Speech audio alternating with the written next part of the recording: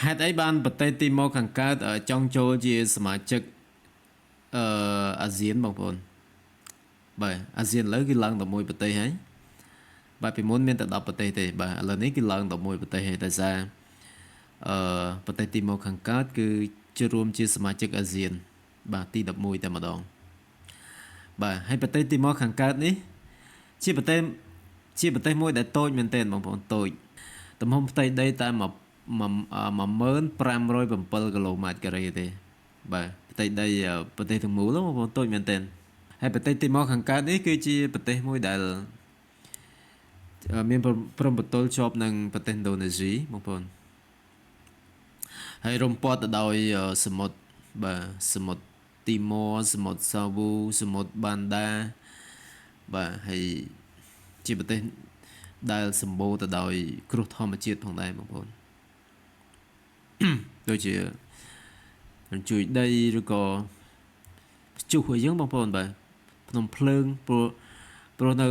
ជាប់នឹងឥណ្ឌូនេស៊ីសម្បូរភ្នំភ្លើងបាទអញ្ចឹងទីម៉ូហ្នឹងក៏ជាប់ឥណ្ឌូនេស៊ីដែរអញ្ចឹងក៏វាក្បែរភ្នំភ្លើងដែរបងប្អូនបាទឥឡូវនេះយើងមកចង់ដឹងថាតើប្រទេសទីម៉ូខាងកើតនេះគាត់ចូលរួមជាមួយនឹងសមាជិកអាស៊ានរបស់យើងគាត់ទទួលបានផលប្រយោជន៍អីខ្លះបាទទទួលបានច្រើនបងប្អូនទីម៉ូខាងកើតជាប្រទេសដែលតូចមែនប៉ុន្តែគាត់ឆ្លាតបាទគាត់ចូលរួមជាមួយនឹងសមាជិកអាស៊ានគឺគាត់ទទួលបានផលប្រយោជន៍ជាច្រើនបាទអានេះយើងវិភាគលេងបងប្អូនបាទទី1គឺផ្នែកសេដ្ឋកិច្ចបាទផ្នែកសេដ្ឋកិច្ចនិងពាណិជ្ជកម្មបាទតើតើជាមួយនឹងផ្នែកសេដ្ឋកិច្ចនិងពាណិជ្ជកម្មនេះគឺទី1អាចពង្រីកទីផ្សារបាទមានលទ្ធភាពចូលទៅកាន់ទីផ្សារដ៏ធំរបស់អាស៊ានដែលមានប្រជាជនសរុប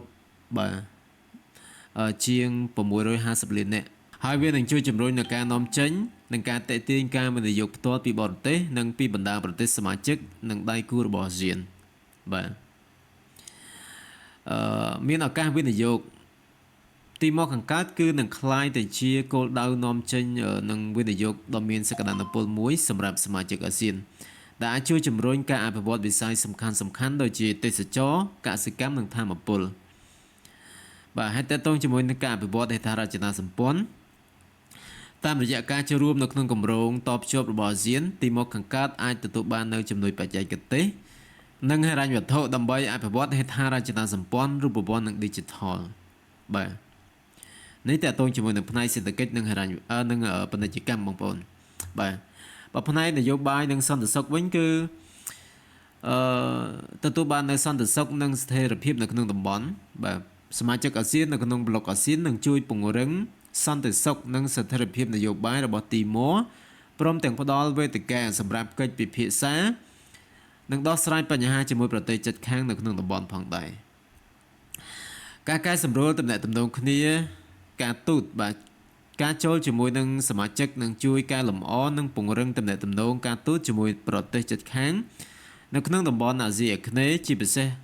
ណ្ឌូនេស៊ីតែម្ដងបាទឥណ្ឌូនេស៊ីព្រោះប្រទេសនេះគឺជាប់តែឥណ្ឌូនេស៊ីទេបាទក្រៅពីហ្នឹងគឺព័ទ្ធទៅដោយសមុទ្រតែម្ដងបាទការលើកកម្ពស់ទូនាទីអន្តរជាតិទីមួខាងកើតនឹងមានសម្លេងមួយនៅក្នុងវេទិកាអន្តរជាតិសំខាន់ដែលដឹកនាំដោយអាស៊ានដូច្នេះកត្តានេះអាចលើកកម្ពស់កិត្យានុភាពរបស់ខ្លួននៅលើឆាកពិភពលោកបាទមួយទៀតគឺតកតងជាមួយនឹងផ្នែកសង្គមនិងវប្បធម៌បាទការអភិវឌ្ឍធនធានមនុស្សទីម៉ូខាងកើតអាចទទួលបាននូវអត្ថប្រយោជន៍ពីការផ្លាស់ប្ដូរចំណេះដឹងបទពិសោធន៍បច្ចេកទេសព្រមទាំងកម្មវិធីអប់រំនិងការបណ្ដុះបណ្ដាលពីប្រទេសសមាជិកអាស៊ានបាទកិច្ចសហប្រតិបត្តិការចូលរួមនៅក្នុងកិច្ចសហប្រតិបត្តិការផ្នែកសង្គមវប្បធម៌និងការកាត់បន្ថយភាពក្រីក្ររបស់អាស៊ាននឹងជួយលើកកម្ពស់ជីវភាពរស់នៅរបស់ប្រជាជនតើតើជាមួយនឹងវិស័យទេសចរណ៍អាចទទួលបានកំណើនភ្ញៀវទេសចរនិងការអភិវឌ្ឍទេសចរដែលជាកត្តាជំវិញកំណើនសេដ្ឋកិច្ចមូលដ្ឋានបាទអញ្ចឹងទីម៉ូខាងកើតគាត់ចូលរួមជាមួយនឹងសមាជិកអាស៊ាននេះគឺគាត់ទទួលបាននៅអត្ថប្រយោជន៍ជាច្រើនបាទដើម្បីចូលរួមអភិវឌ្ឍប្រទេសរបស់គាត់បាទកាន់តែរីកចម្រើនខ្លាំង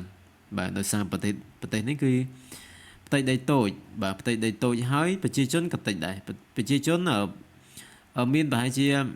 ចន្លោះពី1លានទៅ2លានអ្នកទេបាទប្រហែលជា1លានអ្នកជាងបាទតិចមែនទែនបងប្អូនប្រជាជនបាទដោយសារប្រទេសតូចហើយប្រជាជនតិច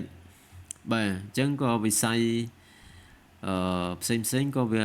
រៀងទុនខ្សោយដែរបាទប្រជាជនតិចទេបងប្អូនបាទនេះគឺជាអត្ថបទចំណេះដឹងចែករំលែកទាក់ទងជាមួយនឹងប្រទេសទីមកខាងកើតបាទដែលបានចូលរួមជាមួយនឹងសមាជិកអាស៊ានបាទឥឡូវនេះអាស៊ានយើងបានតែមួយប្រទេសហើយបាទអរគុណច្រើនចឹងសម្រាប់ពុកម៉ែបងប្អូនយើងដែលបានទស្សនានៅវីដេអូរបស់ខ្ញុំបាទកុំភ្លេចជួយចុច follow បាទចុច share បាទ copy link ម្នាក់មួយដើម្បីទទួលបាននៅវីដេអូថ្មីៗជាបន្តទៀតបាទអរគុណច្រើនបាទសូមជម្រាបលាបាទ